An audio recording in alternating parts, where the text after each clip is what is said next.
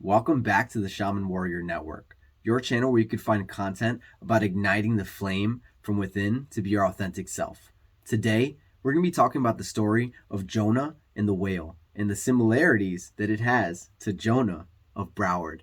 Check it out. Projecting collections in multi-dimensions. Life chose me out of natural selection. Sending you the minus at the bottom of my heart. Even though that I'm a master, I'm a novice from the start. Some of you may be familiar with the story of Jonah and the Whale, and some of you may not.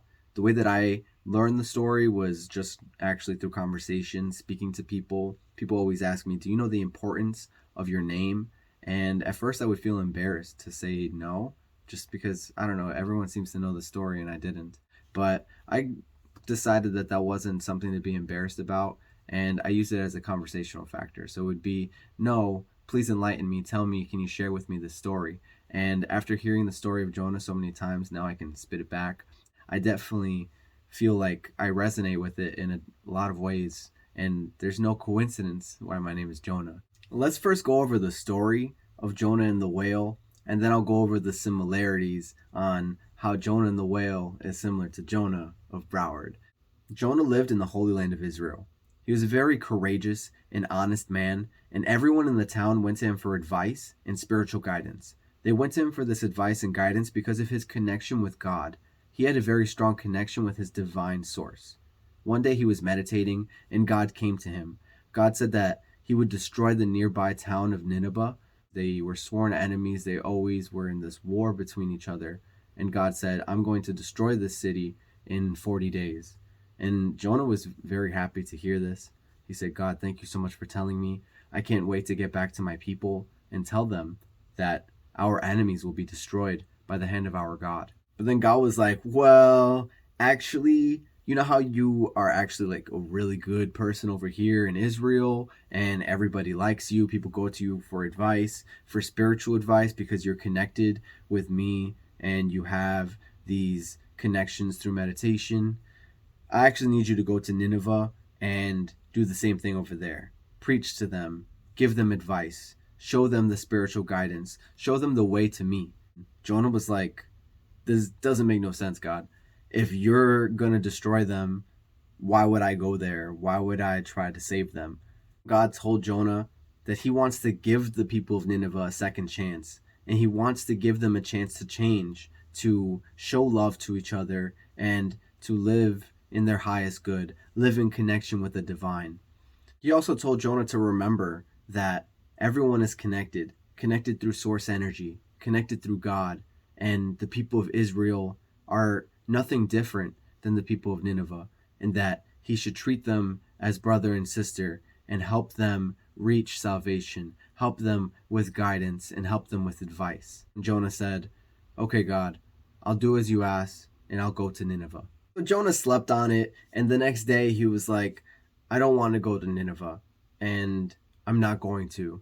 Instead, I'm going to try to run away for 40 days and disappear. So Jonah starts leaving Israel, and he comes across these sailors, and he's like, excuse me guys, where are you guys going? I was wondering if I can join and possibly help you out on your mission.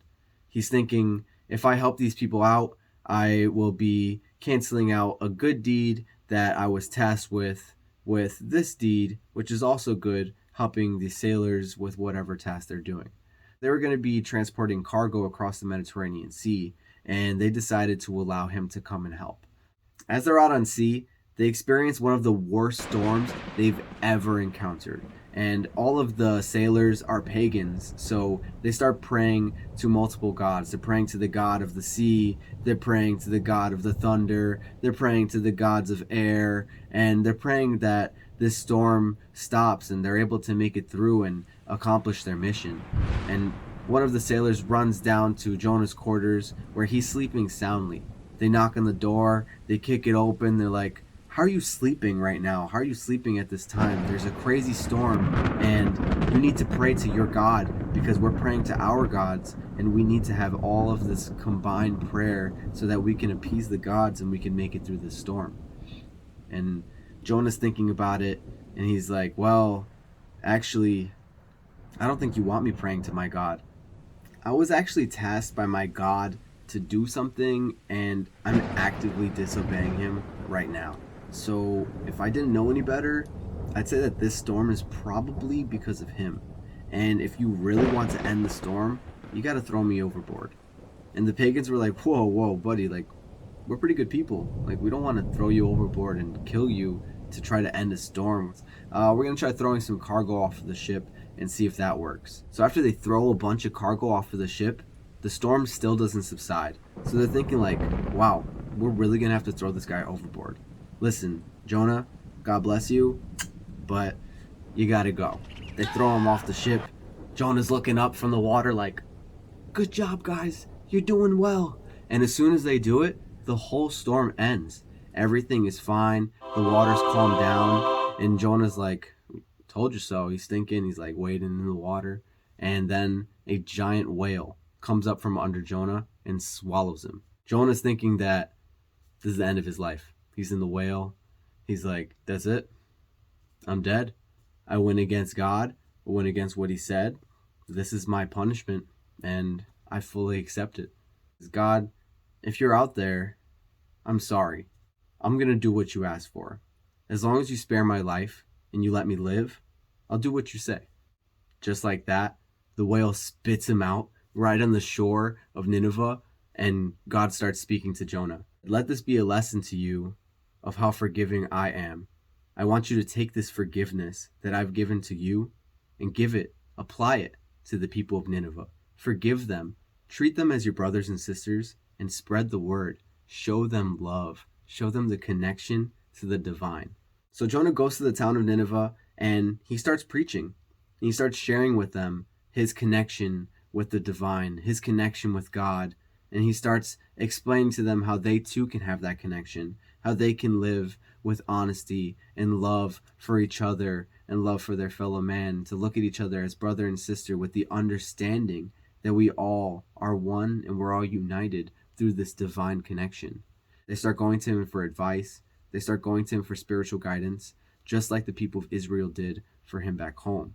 Jonah didn't expect it, but he enjoyed his time there. At about like the 35th day or so, he's like, all right, I'm going to get going, guys. He didn't tell them why, but he's thinking like, yo, at any time, God might destroy this place, so I don't want to be here. I'm going to get out of here. So Jonah goes back to Israel, and he's very proud, very happy that he fulfilled his duties to God.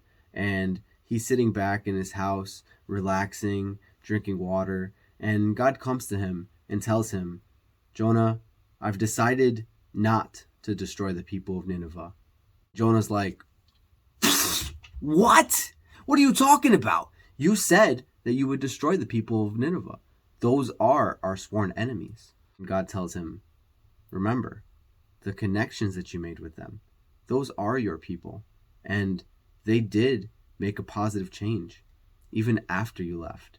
So I decided not to destroy them because they too are my sons and daughters, and they too deserve the second chance that I gave you when you were in the whale. You remember that, don't you? Jonah's like, yeah, I do remember. And you're right, God. I am going to apply this forgiveness for them, and I'm going to tell my people here in Israel the same. I'm going to speak of love. I'm going to tell people that everyone deserves a second chance because our God is merciful. And if we change our ways, we could change our future.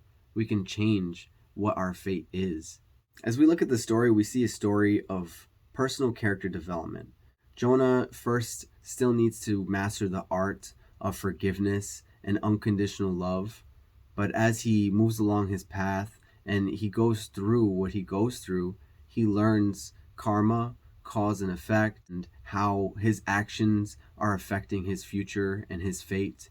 And he also learns about Dharma, which is his life purpose and what he should be doing in his calling. I see a lot of similarities to this whole story to myself, because I feel my calling is to show everybody the authentic flame within themselves, to show them that they are unique, and to show them that they are loved and they deserve to be here in this world with us all, as we're all connected through our spirit, through our heart. And if we open our heart through love, open our heart through forgiveness and vulnerability, we can achieve that high vibrational connection. I find that in my personal life, a lot of people come to me for advice and spiritual guidance because of my connection with my higher power and my connection to the divine. I use this connection to help spread the word that everybody can live happily and fulfilled, and everybody can feel that connection and be their true authentic self. And I really do believe that. I'm here on this earth. My Dharma, my purpose is to spread the word to you, to understand that you can live at your highest frequency at all times when you're staying true to yourself, when you're living in love, when you're living with an open heart space. If you enjoyed this video and you want to see more from the Shaman Warrior Network, make sure you click that like button, share this story with a friend, and subscribe to the channel. There's so much more coming. I'm going to be posting videos every Wednesday. And let me know in the comments below what you liked about the video and what you'd like to see next. Till next time, have a beautiful day. I love you so much. Namaste. Know that life is a hard knock. Why shine bright like the hard rock? Beacon in the sky, I ain't far, bro. I control your mind, big farm. I can go in the skies, but inside I am starred.